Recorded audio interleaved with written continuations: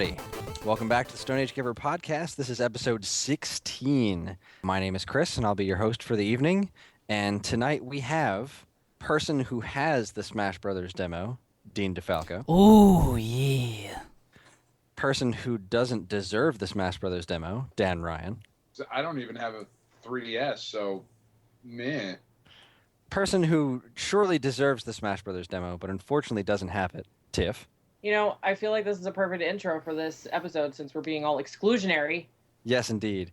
And our very special guest joining us this evening, who unfortunately also does not have the Smash Brothers demo, Vicky.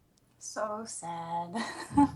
We've got a pretty interesting show for everybody tonight. We're going to do our usual bit where we go around the room and talk about the games we've been playing, and then after that we've got an excellent feature topic about women in games and what that means to actual women in games who are on this podcast. Anyway, so let's do a quick run around the room, and let's start with our special guest. Not that you aren't a special guest, Tiff, but this is your second time on the show. You're a returning champion. Vicky is a special guest. So, Vicky, what have you been playing? I have been playing Final Fantasy Theatrhythm. Oh. To get myself prepared for Curtain Call. Which is the sequel to it, right? Yes, and that will be coming out on the 16th. So what in the world is Theatrhythm? Because I didn't even really play the demo of this. Explain this game to me.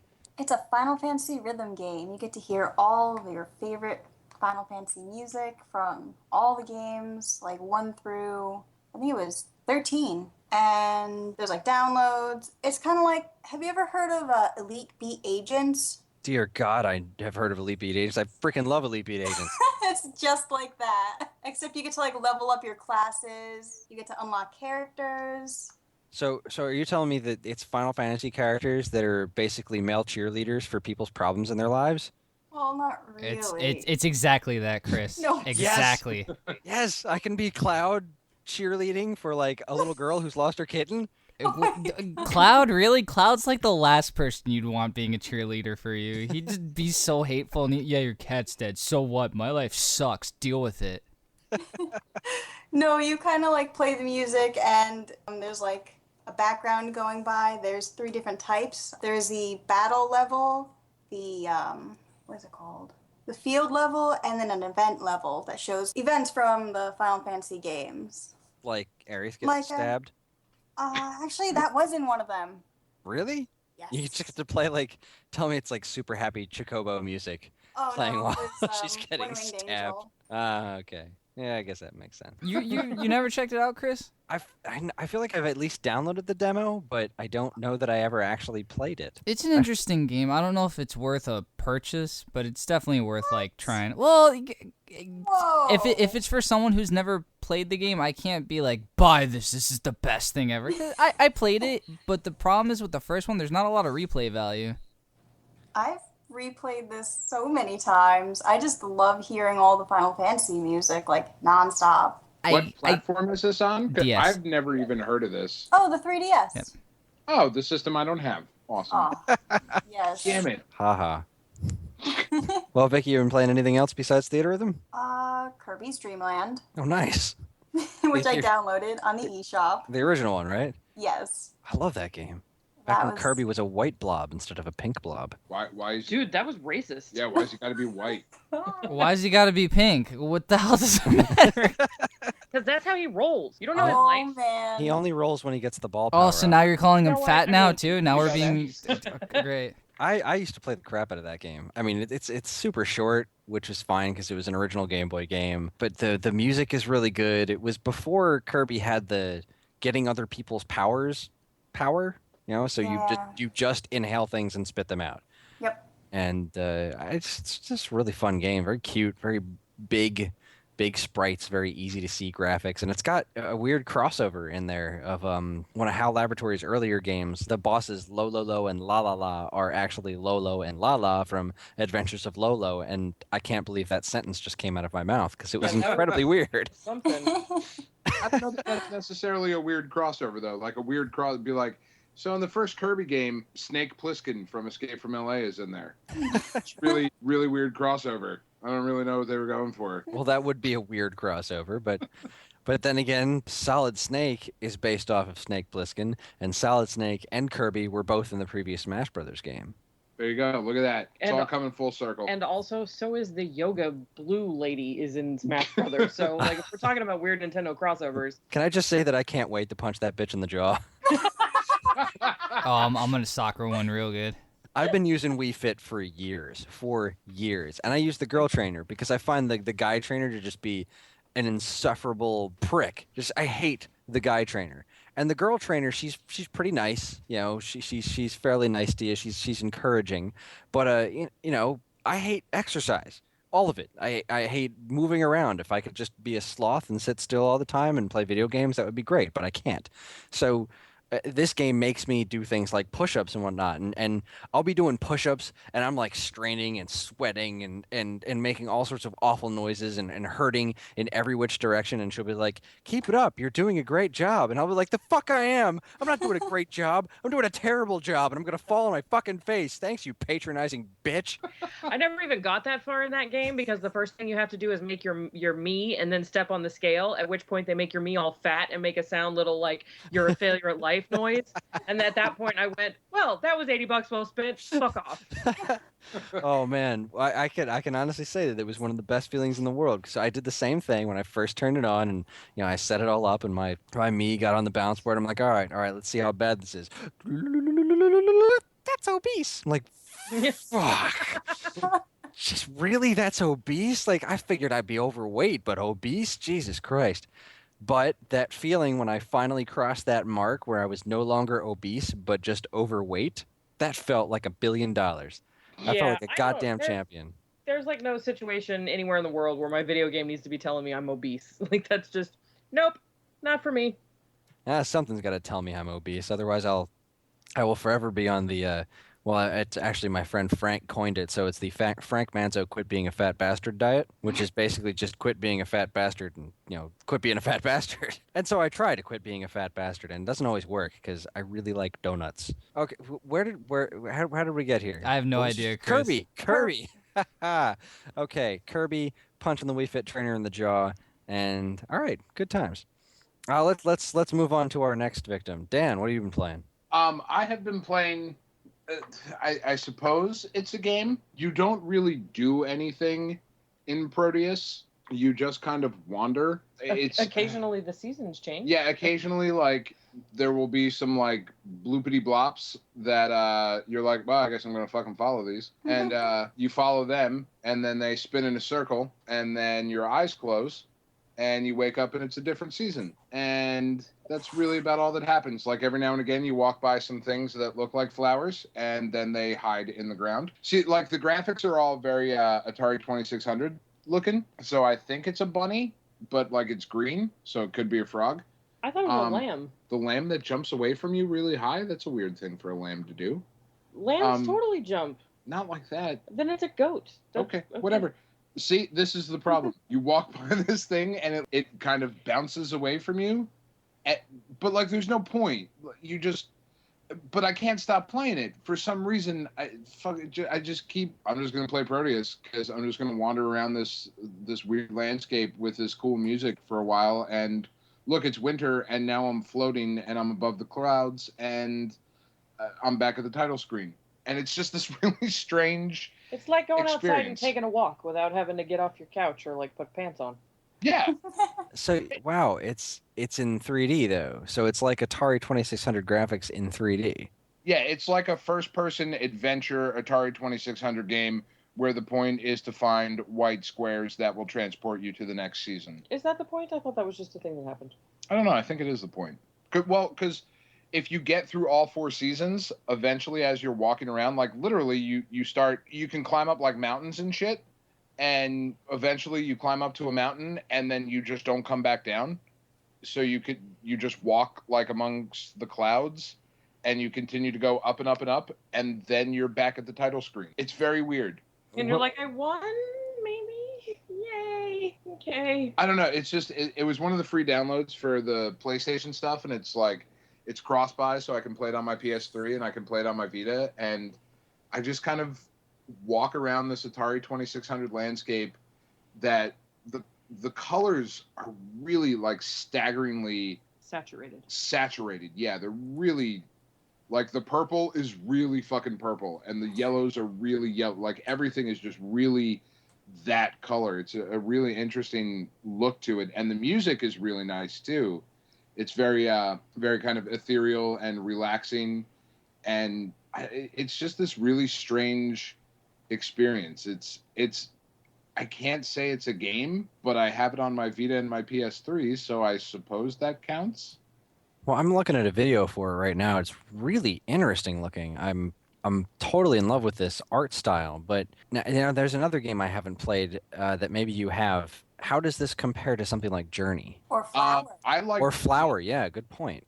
I like Journey a lot more. I like Flower a lot more, mostly because I feel that there is... But you do something in those, like you accomplish something. There is at least some direction there. This is just wander around. Do you ever see that movie Undeclared? Yeah, taking a walk and thinking about stuff. Yeah, where they have, like, they're walking around and they're talking about, like, in this class, it's called taking a walk and thinking about stuff, where we take a walk and we thinking about stuff. I love that movie. That really seems like what this game was all about. Like you just kind of play through it. It is the epitome of wasting time. That's all it is. I'm just gonna sit here and stare at the pretty colors for like 20 minutes. It's very soothing though. Weird. In this weird kind of way, with as frustrating as it seems like it would be of, I have this game and it doesn't tell me shit and there's no objective. Like it is so anti a game. It's like the video game equivalent of like a little perpetual motion Brookstone's desk thingy, like a thing that you just flick one of the balls and it just rolls around for a while and you stare at it and think about deep things. That's like what it is. It's neat though. I mean, it's I know that. Like I don't think I'm doing a very good job of selling this game, but I do think it's something that's worth a playthrough, because one of the things that I love about where we are in gaming is that this game can exist on the same platform as the latest Call of Duty, and both are extremely relevant and viable. And I think that's really cool. I think it's worth checking out. All right, moving on. Tiff, what have you been playing? Well, I am stuck on a level on Doctor Who Legacy, so I was forced to find something else because it's making me cranky.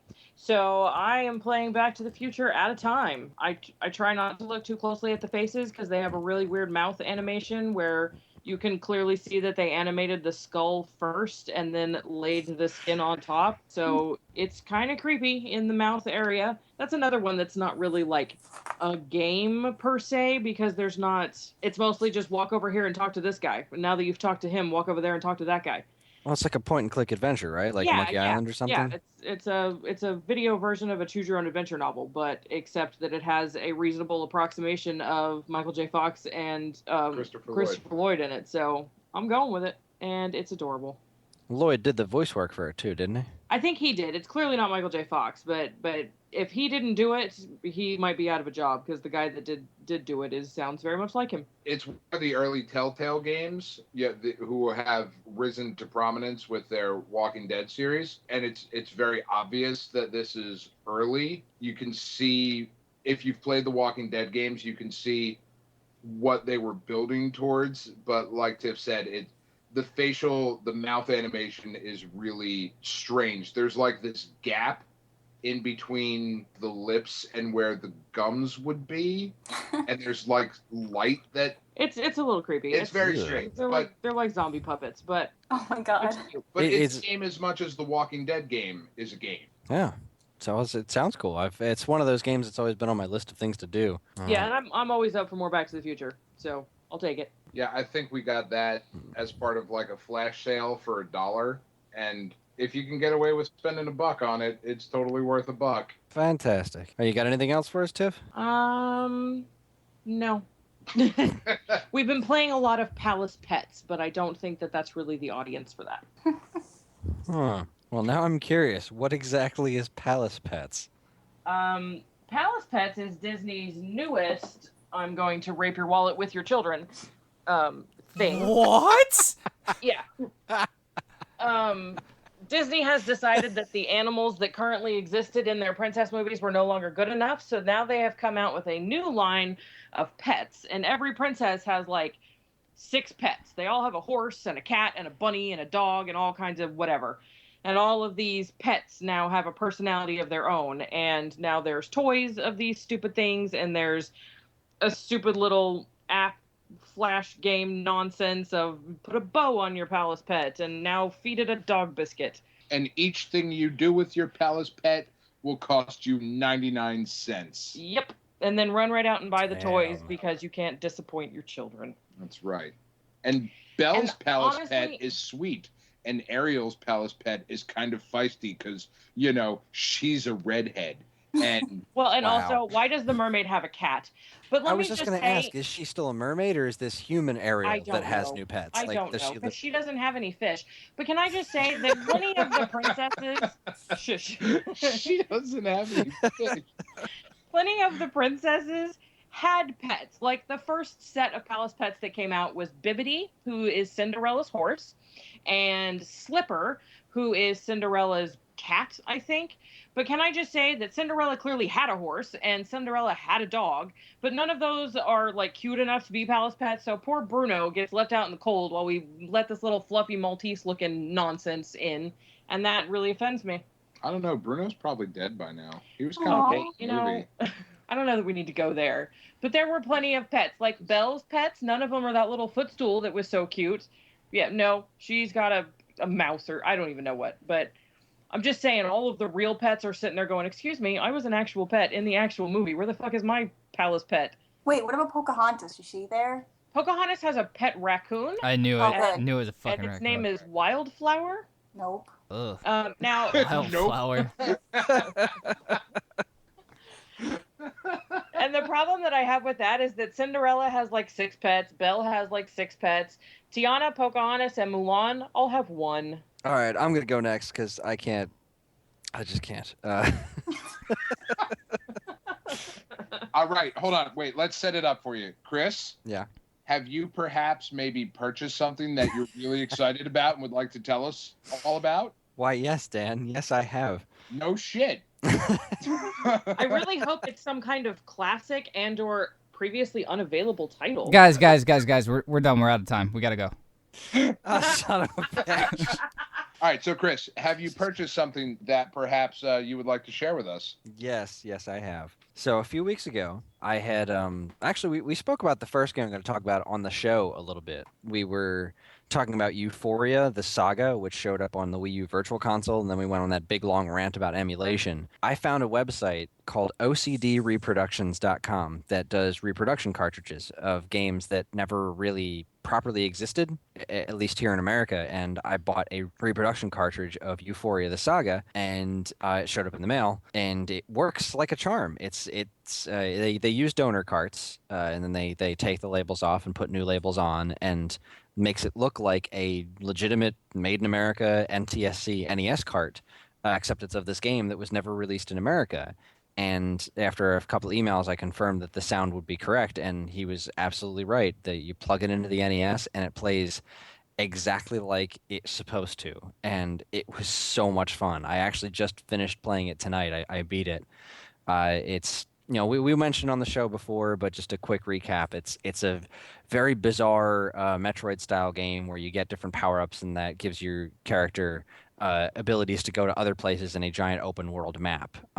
What made this game particularly special is not only is it vintage Sunsoft awesomeness, but it's also got this very bright and very bizarre art style where most of the enemies and or characters in the game have a tendency to make this face like they just let out a really satisfying fart, but they don't know whether or not to feel guilty about it.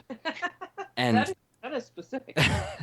I can't think of any better way to say this face. It's just watch any video of it being played and get to a mini boss, and the face that it makes when you hit it is always these weird, like, I think I like this kind of faces. It's really odd and creepy. And there's also, everyone has these very completely pointless but very funny animations for the way they crawl. The main character, Bop Louie, face plants and then inchworms along the ground. And then Freon Leon lays on his back and inchworms on his back, which is really strange. And then there's this green frog character. I can't remember his name. But he scoots like a dog, like sits down and then lifts his legs up and drags himself with his hands. So he's just rubbing his ass against the ground. Like he has worms? Like he has worms. This game is so weird, but it is totally fantastic. And just because the level of nerdery that I am, they just sold the cartridge through there, and there's a different website, UncleTusk.com, which is Walrus Games. This guy makes reproduction boxes for games that never had boxes, which is so awesome, at least to me. I know most people are listening to this being like, wow, that's very specialized, but I love this website. Actually, a few years ago, I have a complete in-box copy of Super Mario Duck Hunt for NES, which doesn't exist. There is no complete in-box for that. But I have one because Uncle Tusk made me one. I have a perfectly sized looking, completely legitimate NES box for Mario Duck Hunt, and he happened to have a box for Ufouria, which I ordered. He sent it out to me, and it's great. The super cool thing that I got, though, was from a different website, RetroZone, which is at retrousb.com. And this site's got a lot of really cool things on it, but these guys they seem to specialize in making reproduction cartridges for the competition games, specifically the Nintendo competition games. Years and years ago in the 90s, and it's actually the holy grail of NES collecting, is the 1990 NES Nintendo World Championships cart. It was an NES game. There's only a handful of them known to exist. They were given out as prizes at the actual Nintendo 1990 World Championships. And they're a fascinating little cart because it has a proprietary version of Super Mario Brothers, Rad Racer, and Tetris on it. And the original cart it's a gray Nintendo cart that has the logo of it on there in this very kind of cheap looking label, and a hole cut out of the cartridge with several dip switches that were used to change the amount of time that the game would let you play through the different categories in it. So you start the game, and you have to press start on the second controller because they had safeguards in place so that players wouldn't be able to pause it while they were competing. And you have to collect 50 coins in Super Mario Brothers, beat the first level in Rad Racer, and then spend the rest of your time making as many lines as you can in Tetris. And then it keeps track of your score. It's got little bits of original music on the menu screens in between the rounds, and it is buying this cart is in the tens of thousands of dollars if you just want to get an NWC cart, which obviously I don't have tens of thousands of dollars. But these guys make a reproduction of that cart and several other competition cartridges like Nintendo Campus Challenge, and they even have a reproduction cart of PowerFest 94, which is coming out soon, which is an insane rarity. There's actually, I think, only 2 known cartridges for PowerFest that are known to still exist, because I think Nintendo destroyed them after the competition, but some of them stayed around and have changed hands with extremely high-level collectors. And they challenged the people at RetroZone to be able to rip the cartridge properly and make reproductions of it, and apparently they succeeded. I'm super excited to get my hands on it. But the RetroZone people, they don't actually use donor carts. They make everything from scratch. So this cartridge, when it showed up in the mail, it has an original box that they made that says Nintendo World Championships, reproduction cart on it. The cartridge itself is this awesome clear blue, and since it's actually designed to be a consumer product, they have the dip switches instead of just a cutout hole like the original version had. They're really just kind of designed into the cart. It is such a high-level product, and I cannot recommend these sites enough. UncleTusk.com, RetroUSB.com, and OCDReproductions.com are just fantastic, and I've been having so much fun. Every night I'll go down to the basement for just a couple minutes and do a quick run through the NWC, because it's super fun, and it's such a weird part of Nintendo history, and I can actually play it now on the system that it was designed for, because you can find ROMs of this stuff, but playing it with an NES controller and just having this cart is just, to me, it's so fascinating, and it's so well done. It's just such an expertly crafted item. I can't say enough good things about it. How else are you supposed to feel like that kid in The Wizard? Exactly. Well, he just played Super Mario Bros. 3, but... You're so adorable, Chris. So, yeah, that's what I've been up to. Dean, how about you round out the segment? What have you been up to? How the fuck am I supposed to follow that shit up? Talking about all these repro carts and everything. You know what I've been doing? I've been trying to beat Shovel Knight. That game's been out for months. I'm on the last 3 levels. Fuck that game. Fuck all the nights. Fuck Propeller Night. Fuck the last 3. Fuck the damn last levels, motherfucking stupid shit. I was playing that while you were talking a few minutes ago. I was like, yeah, just let me try to get a little further. Fuck that. No. Stupid game. Stupid. Fucking yacht company games. You haven't gotten to the gauntlet yet, have you? What's the gauntlet? Where, like at the end of a Mega Man game where you have to fight all the bosses? That's where I'm at right now. That's where you got to beat all the... Yeah, it's great. It's fucking fantastic. I love it. The best tip, and it makes it so much easier, is just like you don't have to get the food as soon as it shows up. You can let it sit there the entire match.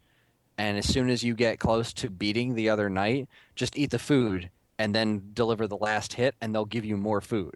So you can game that to consistently get more food and keep your health like totally up top, and then just tear them all apart. I gotta remember that. I got my pimp-ass gold armor, so it's all good. The gold armor just makes you do the flip, right? Yeah. Well, and you're gold. Yeah, exactly. And you're sparkly, bro. Like, what don't you understand about cool armor? You're going in there with, like, the useless armor. Okay, first of all, first armor I bought, only armor I ever needed in the entire game, till right now. Oh, is it plus 20 to fortitude? It's plus 20 to swagitude, bro. Right, so besides that, I've been playing some Dota as usual. I won like 8 games in a row. That felt really good because I lost 20 games before that. Played like 5 nights in a row of just trying new things with my friends, and it all failed miserably, and we were getting visibly like mad at each other for shit that like was out of our control, and like it got to the point where we were turning into like strategist nerds, and I was like, listen, we need to take a night off. This is not working in any way, shape, or form. We need to take a step back. So then we went back into it a couple nights later, and everything started working again, thank God, because I thought that was going to be the end of my Dota professional career. We're going to the internationals next year, 2015 we're in. I am not a MOBA player. You're but not? There is strategy beyond clicky. Yes. Okay. Yeah, it's like a big game of chess. Like live chess. Yeah, there's a bunch of strategy that goes into it. It's actually a really big like sport online, and actually like I think ESPN broadcast the internationals this year, which was pretty cool. Really? Is it on the Ocho? No, it was on the 2 actually. It made it all the way down to ESPN 2. Oh my god. Yeah. There was a $12 million prize pot. Yeah. So yeah, it was pretty serious. I liked League of Legends a long time ago, once upon a time, when it first came out, and then they did nothing to improve it. And then they kept charging more money for things. And I was Dota like, is way... Oh, sorry. No, Dota go is ahead. Way better. Yeah, it is. It's a lot. Do you play? I used to. Oh yeah, like, it's a really cool game. long time ago. Yeah. So besides that, I think I've been playing a little bit of Picross here and there. Yeah, that's it. I'm sorry I can't follow up anything epic like you. I'll make up a story. There is this one time I went to GameStop, and there's this tournament, and there was a dragon, and they said kick the dragon in the balls, win a prize. Kick the dragon in the balls, got his nuts gilded, not bronzed, gilded. Yeah, so now I have a pair of gold dragon nuts sitting on my bookshelf. Bam, whatever, story done. Well, all right, we're not going to top that, so we're going to take a quick break, get ourselves all freshened up, and when we come back, we're going to hit our feature topic about women in games. We'll be back.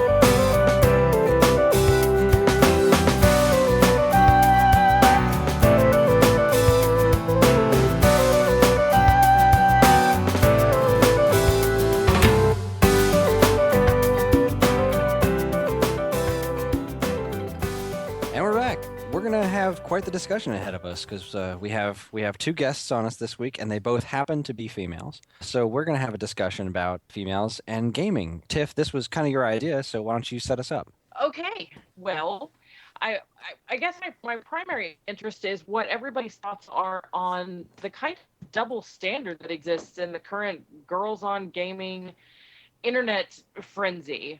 Because on the one hand, you have the girls licking controllers and covering themselves with cartridges like they're pasties, and oh my gosh, boys like me because I played the video games and all that nonsense. But then on the other hand, you have the complete and utter double standard of it being totally okay to completely negate pretty much any girl's experience in video games or talent in video games or anything like that when you're actually playing video games. And as far as the retro Stone Age of it all, I kind of wanted to take it back to my youth, which I think has kind of colored my relationship with video games my whole life. My first real experience with video games was when I was a very small child, and my brother got, I think maybe my sister got an NES for Christmas, and I got DuckTales and Mickey Mouse Capades to be able to play their Nintendo. And I loved those games dearly and spent a lot of time with them. And one day I met a little boy who lived on my street, and I loved this little boy.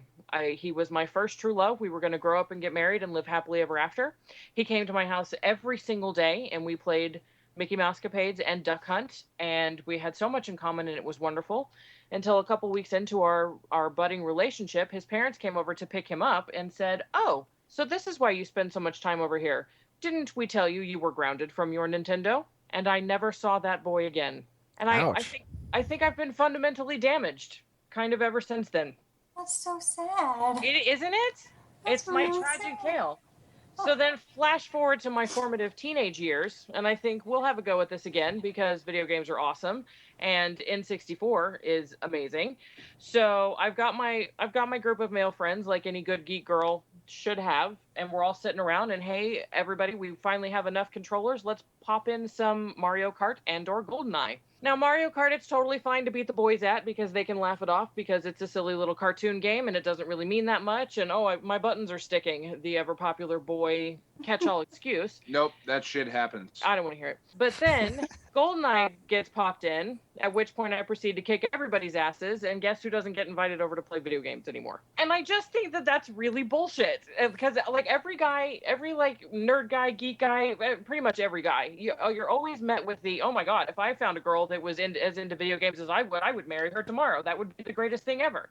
And then I go, yeah, but I'm into those video games. And they're like, oh, shit. And it's just, I have a whole lot of heartbreaking girl gamer stories about I have that. a recent heartbreaking girl gamer story, and it happened at work. We were allowed to have a tournament for Mario Kart on the Wii U, and it did not go well at all. It didn't go well? For weeks, people were tormenting me, because when it first came out, usually I get really good at games instantly, and then I have to work at it to stay good. I was playing with my one friend who also works with me, and he's like, "Oh, Vicky's amazing. She's so great at this game." And everyone's like, "What? She's a girl. She can't play video games." So it was this whole thing, this whole sexist thing that people would say every day, "Oh, if I was born blind and I had never known about video games and someone handed me a controller, I could beat you." It was just like, What? yeah. That's real some mean. mean shit to say. It baffles me that this shit still exists. It's very frustrating. It's very, very frustrating. And I try really hard not to be the kind of girl that bashes other girls because I think that we're our own worst enemy in that respect. But the double standard that exists between the models that pretend to be geeks and the actual girls of us over here going, I just kind of wanted to play some Final Fantasy, guys. It's very upsetting. And I would like to see the boy perspective because I wonder if this whole controversy we have created ourselves in the female community, or if it actually does come from you assholes. Well, We'll blame easy. Oh, I mean, there's definitely a double standard because. See, I thought you would say, we're all assholes, because we are. Well, I think partially is that, Well, yeah, you are. I don't think a lot of boys will know how to handle these type of situations because they're just used to one environment. They see the fair sex coming out and playing these games, and It's like they just get struck by lightning sometimes and they don't know what to do. Deer in headlights. One of the main things that I've been seeing, or I've seen for a while, is on Twitch. These girl streamers are just more or less audience traps. All they do is just suck up people. They don't particularly have to be good at the game either. All they have to do is sometimes just show a little cleavage, and it's a magnet for an audience. And so, a lot of the times it takes away from the girls that are actually good at the games. For instance, in Hearthstone, there's a player called Hafu. Hafu? Yeah, sure. I think that's it. Hafu. She used to play League of Legends, and she used to be really, really good at the game. And then she moved on to Hearthstone. And people always give her a hard time for being bad when she makes a misplay and whatnot. But if a guy did the same thing she did, it would have been like it would have just common mistake happens, blah, blah, blah. And I'm like, really? She's actually a really, really good player. And I think it's a weird double standard, or that maybe there's legitimacy problems with this type of community. I don't know. I don't think boys are ready for these things, which is terrible to say. It's kind of like how Morgan Webb wasn't very popular on X-Play at all, because she kind of has like mannish features, but everyone loved that other girl. What was her name? That other hole that knew nothing about video games Oh my whatsoever. Morgan Webb was my idol. I wanted to be just like her.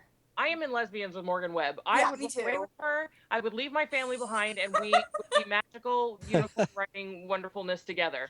Whoa. But what's that girl's name? What is her name? Yes, you do. What is her name? Are you talking about that? Same girl that's on X-Play that I hate. Olivia Munn was on Attack She's of the Show. dumb Attack of too. the Show. Well, Olivia Munn was trying to launch No, an acting no, career I'm that thinking didn't go Blair. anywhere. Webb is the one that I hate. I'm sorry, I said that backwards. Blair is the one that I'm in love with. Yeah, I was actually kind of surprised when you guys were saying that about Morgan Webb, because I was No, pretty sure. Morgan Webb is the whole. Yeah, I Morgan hate- Webb I hate was her a lot. the co-host, and like I fucking love Sessler. Like that dude's awesome. He's been in the industry for so He's long. got And some Morgan bravado. Webb, like there were a couple of games that she knew and she liked, but most of the time she was reading a script. And Yeah, she had no idea what she was talking about. I was always upset by that. And then that girl Blair was on the show, and she was cool as hell. Like she was awesome. She knew her shit, and that was great. She was cute as a button, but apparently she wasn't cute enough. But see, that's the kind of double standard that I'm talking about, because you can simultaneously never be good enough while also very quickly being too good. You're not allowed to know more than me, but at the same time, if you don't know more than me, then I clearly have nothing to say to you.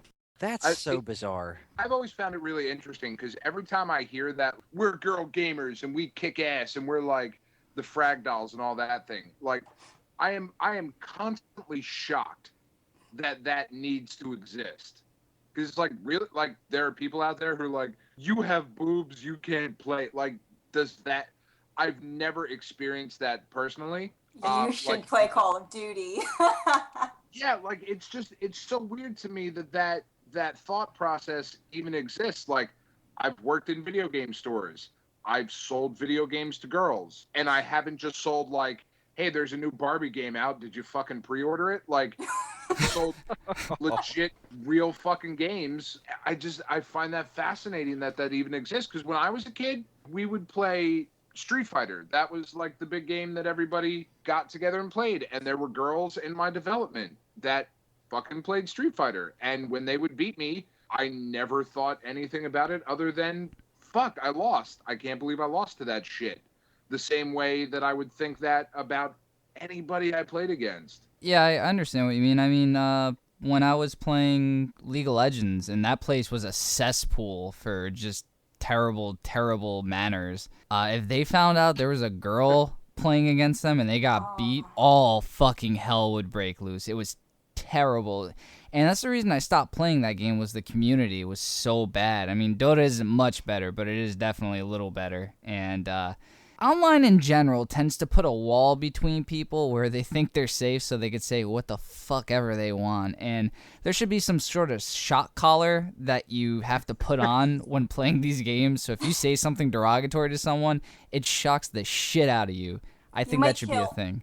all the 12-year-old boys. They Well, would just then, die instantly. Darwin's theory, just evolution takes its course. Fucking they deserve it, because some of the shit that gets said on the internet is terrible, and no one should ever have to be put through that. Period. But the problem is that all those jerk-offs then go home and, well, I suppose jerk off to the pictures of the girls on the internet that are licking controllers and things like that. So, like, is this some kind of weird, like, Oedipal, like, I hate you, so I have to have sex with you, but then I hate you more because I want to? Like, what? Huh?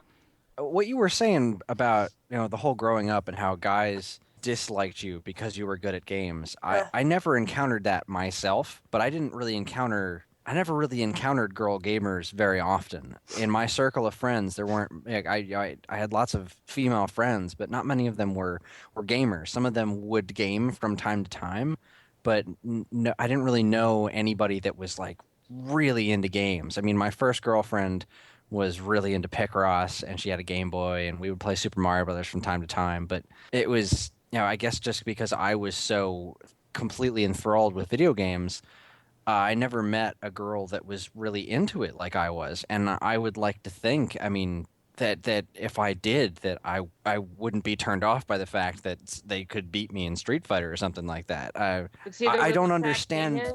Is that you probably did know girls that were into it. They just didn't let you know.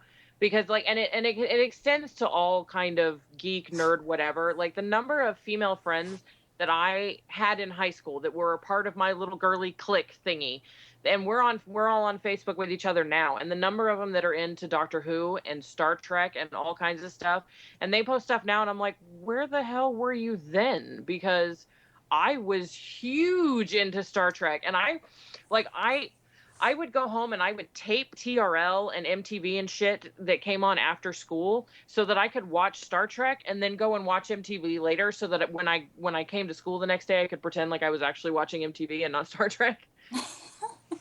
Because like it was just unacceptable. Like the few people that would admit to being into Star Trek, it was not possible for me to know enough or be a true enough fan of Star Trek to appease them.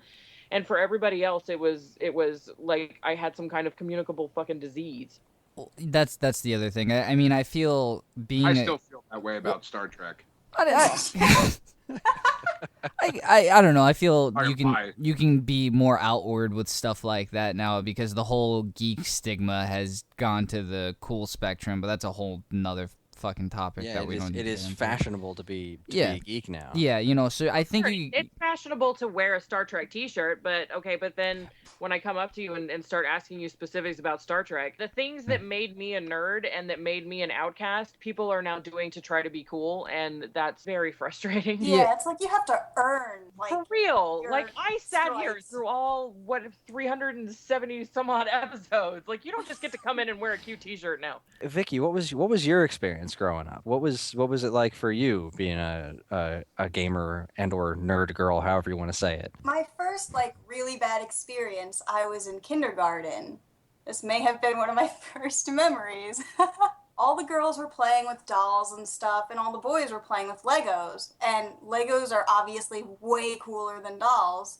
So I went over and I was playing with the boys and their Legos. And all the girls were like, ew, what's wrong with you? Why are you doing this? I'm like, because you get to build stuff. Legos are awesome. Yeah, and it's really fun.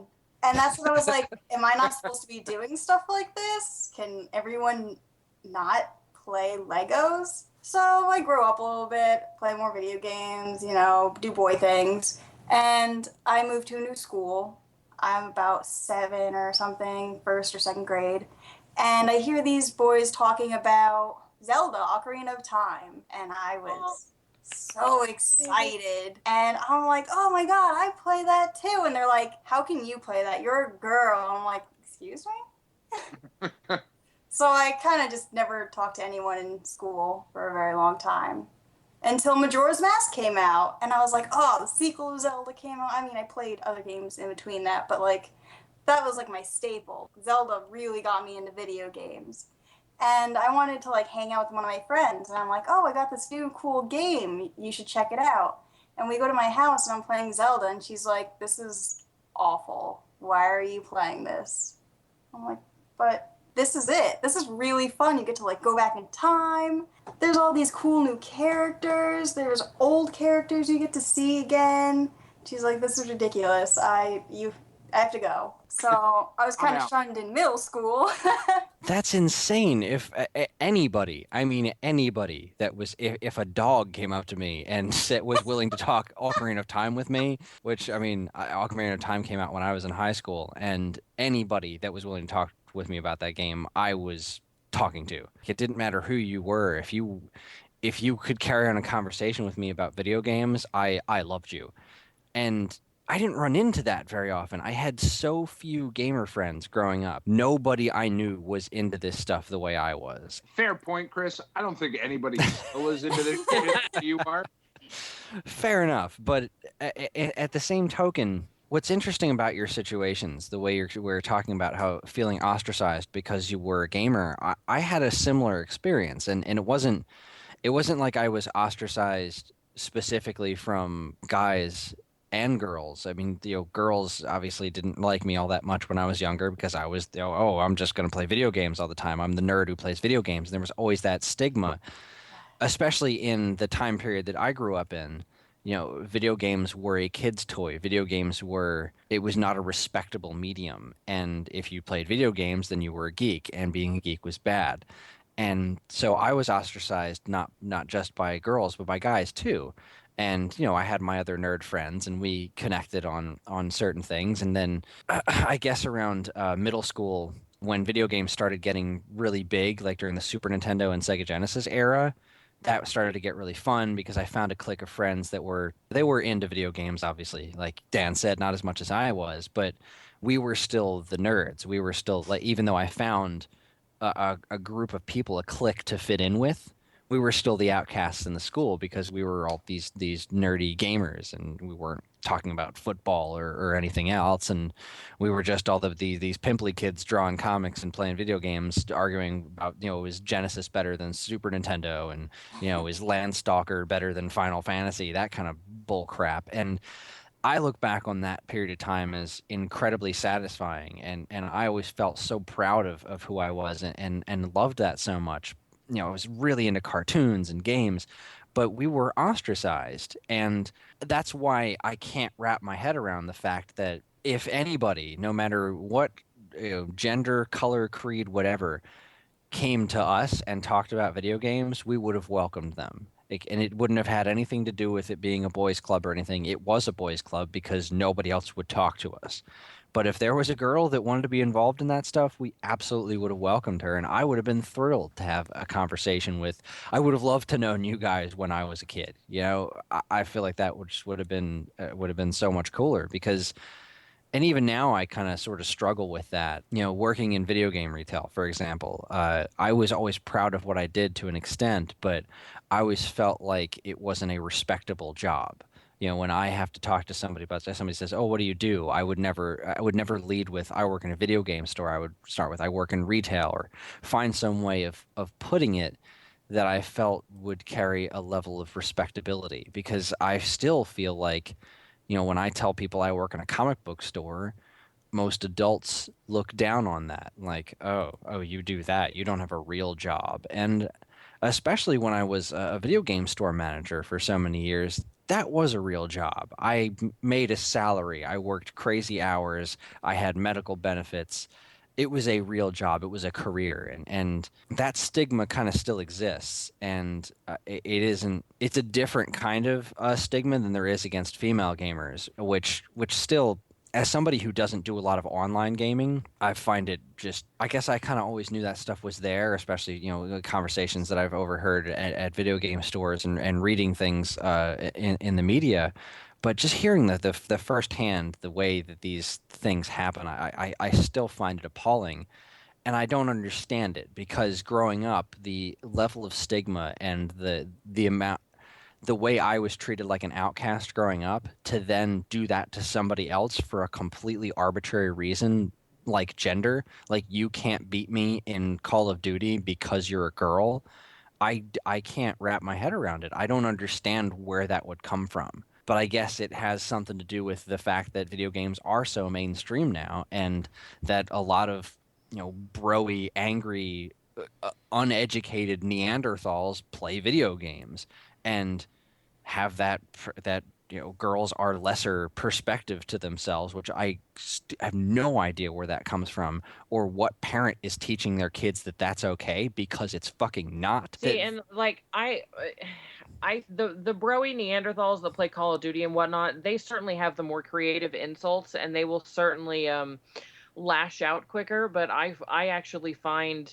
the nerdy, fat, sweaty, pimply, like the ones that are always damp, like I have found that group of people to be way harsher than the bros. Like the bros, you can kind of you kind of expect that they're kind of misogynistic by nature. You can't expect the misogyny to go away just because we're playing a video game. Sandwich, go in the kitchen, blah blah blah. Yeah, like that's just par for the course with that personality type, but it's actually the hardcore geeks that I feel more venom comes from, and it's kind of a shame because and granted this is just from a female perspective, but I sort of feel like it is in some ways easier to be a male geek than it is to be a female geek, because think back to high school, whether you were in that group or not, every high school, every middle school, every whatever has a group of geeky guys.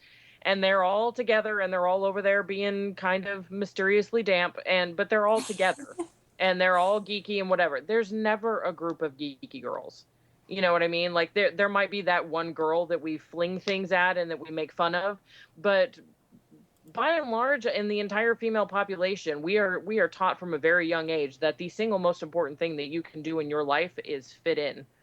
So if that means that when it comes time for Ocarina of Time to come out, which is my very favorite game of all time, how I experienced that with my friends is I sat on the couch next to the boys and watched them play it. I never grabbed the controller. I never took it. I never was like, you're going the wrong way in the forest over there, Chief.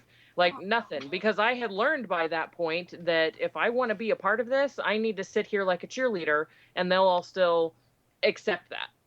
See, I find this personally very strange, because when you first start playing video games, you have that person that puts a controller in your hand and tells you, okay, you press this button to move to the right, and this button jumps on the turtle, and if you hold this button down, you can run faster, and if you eat the mushroom, you get bigger, right? I mean, my first game's Mario, obviously. The person who taught me how to play video games was a girl named Paige, and so from my very first experience was this girl who was, I don't know, I was probably like 5 or 6 at the time, and she was like 10 or 11, and I thought she was super cool. Like, she taught me how to ride a bike and shit too. And she just lived next door to me, and it was just like, oh, Paige plays video games. Paige is cool. She showed me this thing, and I like video games now.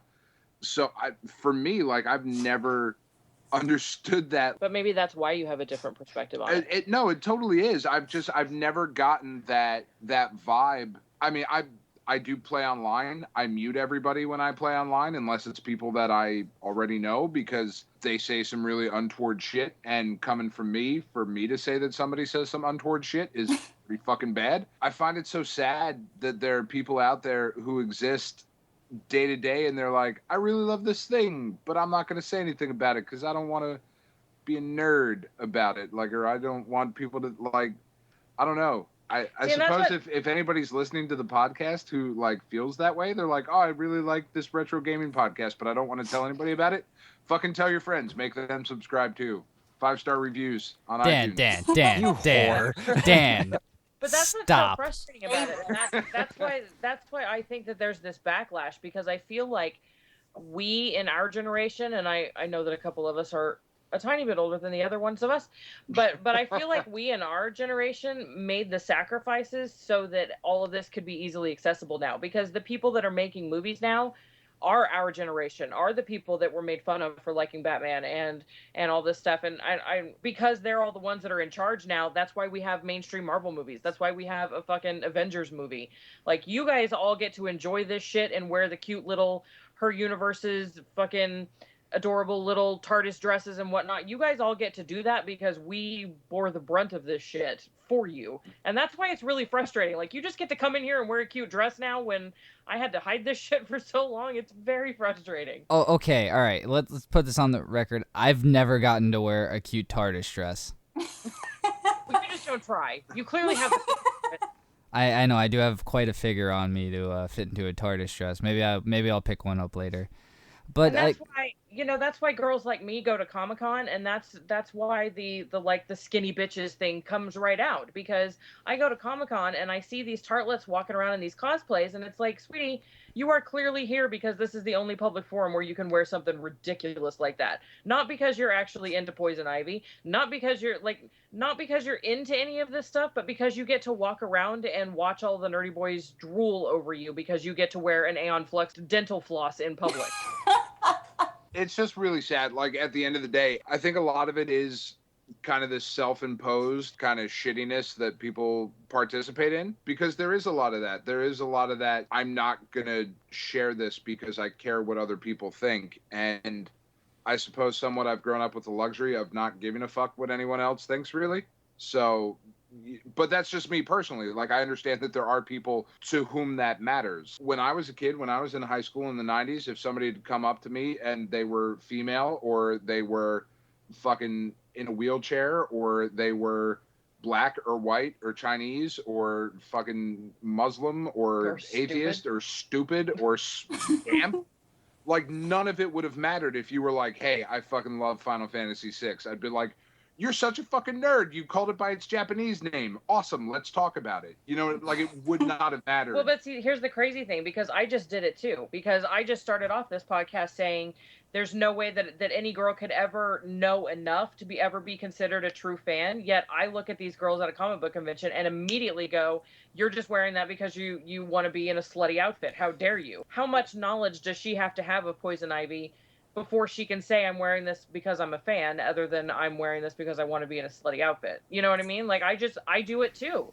Like, as much as I hate it when people are like, yes, but are you a real fan? I do it too. Looking back historically, video games started as a very niche kind of nerdy thing and then spread out into bars, where it was not uncommon in the 70s to see both men and women playing Pong or playing Pac-Man and that sort of thing. It was just a thing you did while you were out at the bar. I mean, that's why the tabletop game exists. It was for both sexes. But once the collapse of the industry hit and Nintendo resurrected it, everything was for boys. All of the marketing was for boys. And games that were for girls were very clearly Barbie's Pony Princess Adventure. Nintendo. You know, they were Nintendogs. Like, Nintendo is one of the biggest culprits of this shit, I feel. I do love Nintendogs, though. Yeah, see, that's the thing. I don't know about. No, sure. I don't know if I want to. I hate to jump to the defense of my favorite company, but I'm not going to say that I necessarily agree with that, because their strategy, especially in recent years, has been very much, you know, let's do something for everybody. I mean, let's not forget that in recent years, sure. Yeah, let's go back to all Samus those is the main commercials character of Metroid. Samus is the main character of Metroid in freaking 1986, and that Yes, is a female character. But Chris, go back and look at all of the commercials for Metroid and find me a girl playing that game. Find me a commercial for Metroid. Good point. Okay, I will see that. I will go back to magazine ads and all sorts of ads from the 80s and the 90s that were based on. All right, the 90s ads usually didn't have people in them. Nintendo's ads for in the 90s usually didn't have people in them. They were usually some sort of gross, weird thing that was just bizarre for the sake of being bizarre. But if you look at early marketing. If you look at early marketing, and Atari did the same thing, it was usually families. It was kids playing the video game consoles. The very boy-centric thing, the fact that these are toys for boys, did not come from Nintendo. It wasn't their marketing. It was Sears, Toys R Us, the actual toy manufacturers, because they needed to sell this thing as a toy. Atari crashed the industry. No longer did anybody want to carry entertainment systems. They didn't want to carry video games. Video games were toxic as far as retail was concerned. So what happened was Nintendo marketed it to those companies as toys, and then the ads that had very clearly these things marketed as a boy's toy, that came from Toys R Us, that came from Kitty City, that came from KB. That was the retailers jumping on that bandwagon. Nintendo's philosophy has been, I don't give a shit who you are, give us your money. They don't care where it comes from. That that divisive thing didn't come from the game manufacturers, unless, of course, you're thinking of companies, some third-party companies. Konami, in particular, was very, very bad at that, and that even stems from going back and looking at flyers for arcade machines, where it was scantily clad women holding a giant M16 in front of a Contra arcade cabinet. That shit was stupid, but to lay the blame of that on Nintendo, I don't think is founded. That came from the retailers more than the content drivers. Well, but like I look at Metroid, and I think that's a perfect example because you're right. The main character of Metroid is a female. It is never once in the original game referenced, obviously because there is no fucking text in the original game. But the only way to discover that Samus is in fact female is to put in a code of a dude's name to get her in a bikini to then play through the game. It's a one-piece bathing suit, not a bikini. So there's that. And it was not intended to sexualize her per se. And you can actually find out that Samus is a female without entering the Justin Bailey code.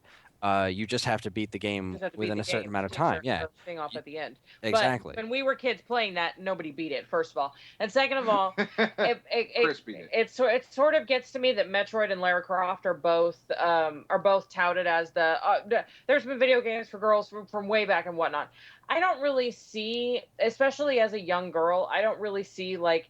Yes, Lara Croft and Samus, they're such good role models for women because they're so badass. And you know what? A good role model for women does not try to traipse through the jungle in what amounts to a bathing suit. And like it just... Yeah, I will totally agree with you on that. That princess is a good role model. Okay, yeah. But the male characters in male video games are not wearing Speedos and... looking like I mean I guess an argument can be made for Duke Nukem. He's a little over the top, but well I would disagree with that. The male body image that is presented in video games is just as unobtainable as the female. That's not what I'm saying. It is hyper masculine, but it is not sexualized. I don't know. Kratos is pretty fucking sexy. True, but even going back to the retro thing that you're saying, look at the characters in Contra. That was what you strove to be. You had to be some big ripped Rambo dude running through the jungle, shirtless, running through the jungle. And I do completely agree with you, and that's always bothered me when Lara Croft was considered the first woman of gaming or something like that, because she was designed because some programmers felt like looking at a girl's ass while they were playing an adventure game. She runs around in short shorts and it's bullshit. The reason I respect Samus Aran as a character was because her being a woman had nothing to do with her ability in the game. You played that game and most people, even today, a lot of people don't know that character is female because it doesn't fucking matter. She does the things she does in the game, and her being a woman has nothing to do with it. And that's why I respect that as a character. I will completely agree with that, and I would have respected it a lot more if she wasn't in a bathing suit at the end. I feel like they could have just as easily portrayed her as a female, not in a bathing suit, flipping her hair around and giving a little winky face. Well, and she doesn't give a little winky face though. She takes her helmet off and clearly straightens her hair because she's been wearing a fucking helmet the whole game, and she doesn't give like she doesn't give the big doughy-eyed anime girl wink and nod at the end. She waves goodbye, but that's about it. That was the point. It wasn't geared towards females. It was geared towards humans. They didn't try to market to girls because they didn't give a shit where the money was coming from. They didn't want to market specifically to this demographic or that demographic. It wasn't that this was a thing that boys do. It was, we make video games, play video games. Whereas you look at a lot of the other things from that area, a lot of the other advertisements and other game companies where they played up on that boys club mentality. That wasn't the purpose of any of this stuff. And how exactly would you have gone about marketing to girls specifically? The point of their commercials was, let's make the games look as cool as we can and go from there. Now, obviously, times have changed in the entertainment industry. It's not just video games that had this problem throughout that history. And I would definitely make the argument that Nintendo is making bigger strides than a lot of other companies. I mean, Their I would agree their with that. new IP at E3 last year was Splatoon, which seems to star all female characters in a shooting game. There are more female characters on the Smash Brothers roster than there have been in any other Smash Brothers games before. Hyrule Warriors is coming out, and it features several strong female characters. And in the last Legend of Zelda game, Impa and Zelda, not so much. She was just kind of a dopey princess. But Impa, her protector in that game, was an incredible badass, and she did not wear a hypersexualized outfit. She was just an awesome badass with a big sword, and she protected Zelda throughout the course of the game. Chris. And I will give credit to Nintendo, because to my mind, the first woman of gaming is Peach, because in Super Mario 2, you can play as Peach. That's right. And she's invaluable in that game. So Guys, she is clearly the best character to play as. we need to wrap this up. All right. Well, that was fun.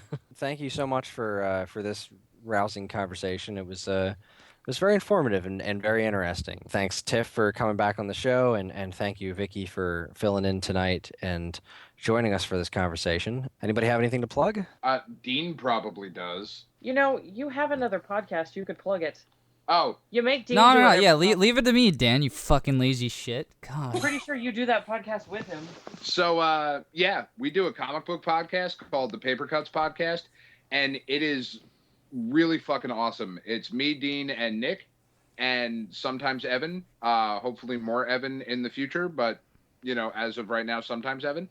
And we talk about books that are old or books that just came out. Really, whatever we've read that caught our fancy that week in particular. We spend about an hour talking about why it's awesome and why you should check it out, or sometimes warning you about shit you should avoid. And it's, what did we avoid this week? The Spider-Verse book? Yeah, Spider-Verse. But we had some really good gems this week. I mean, we picked up on Annihilator, the whole Legendary franchise coming out, and the Andre the Giant book, which I actually looked up, and that was pretty interesting. Awesome. It's about an hour. It's a really free-flowing, easygoing conversation, and we're certainly not beholden to any company. If we like something, we like it, and if something's not good, we'll tell you it's not good. You should check it out. We try and have it up every Wednesday or Thursday. Yeah, That yeah. was the longest plug ever. That was a terrible plug. Paper Cuts, listen. Yeah. Dan, I liked it. It was good. But I guess I should probably go ahead and go down the list of things that we normally do. So besides all the podcasts that we do, we also have a website where all this stuff conveniently gets put onto. It's www.g33klife.com. You can find all our podcasts there, whether you want singular episodes, the whole list of things. You can download all the new ones now. There's a fancy little button there that says download on it. So whenever you want to get a new episode and you're too lazy to go to iTunes, you can download it right on our website. We made it that easy now. If you want to keep up with all the news, you should probably go check out our Facebook and our Twitter. They're fantastic. We update it all the time. And that's where you can get all the latest news for the newest podcast, news, editorials, all that stuff. It's great. So just like us or follow us on there, whatever Twitter, Facebook calls it now, subscribing, sub-following, subreddits, whatever. Fine. It's there. You do it. Just do it. Hit the button. Hit the blue button. It's great. Besides that, if you want to talk to us, whether it be Chris, Dan, myself, one of the guests, anything like that, you can send us an email, handy-dandy email. There's a contact button right on our website, but if you want to get the email address, I got it for you right here. Let me go through my stuff. It's g33klifesite@gmail.com. We will respond promptly to all your emails. We like hearing from you guys. We like hearing feedback and everything. So, yeah, shoot us an email. Chris, do you have anything to add? Well, I just recently posted a new article on Geek Life about I am now a single console gamer in my house, more or less, not including handheld, the 3DS. And I wrote an article about that and just how weird life has gotten as I get older, relating to how much time I have to play video games. So it's a Think Tank article. Just go into the Think Tank tab on geeklife.com and check that out. I do have a new Lost in Time in the works. I'm going to be tackling Cobra Triangle for NES, which is a really, really cool game. And keep checking out our podcast, keep checking out our website, and review us on iTunes. Give us a big, fat, happy review scores on iTunes and help more people find the show, and send us information. We love getting questions. We love getting comments from people. We actually do have a couple we're probably going to talk about on the show next week, just to do some listener mail, because we love to do listener mail kind of stuff. Thanks, everybody, for listening, and we'll see you next time.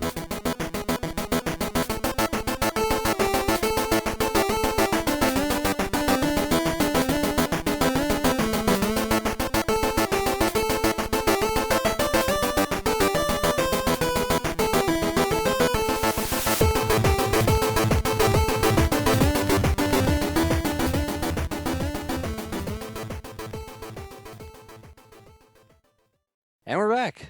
We're back. Boy, I planned that segue well, didn't I? Are we? That's quite masterful, Chris. I'm so good at hosting things. Seriously, they should give you the Oscars this year. I mean, And we're back. I have this book about colors for my kid, right? And so you get through, the red. What color's the flower? Oh, it's red. What else is red? A balloon, and then these shoes, or what's blue, and it's a flower and a butterfly, and blah blah blah. And you get to orange, and it says, what color is the orange? I'm like, you never heard of carrots? You never heard of a fucking pumpkin? What the hell's wrong with you people? What color's the orange? It's fucking orange, you dildos. What do we call these? Long pointies? Shit. that's just lazy writing. I mean, Seriously.